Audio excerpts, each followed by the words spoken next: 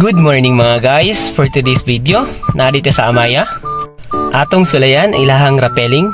But before that, gitagaan day tag gamay nga instructions ni ma'am para sa atong safety. So karon, naanata sa taas, ready to perform.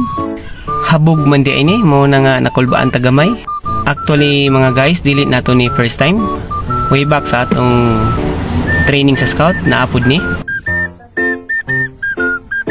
So, mao di ay ni ang view sa ubos, no? Medyo taas gyud siya gamay.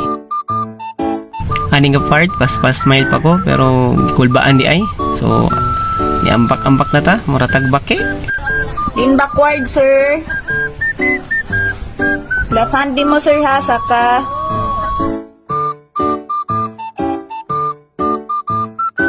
Nipilit ta diring dapita mga guys.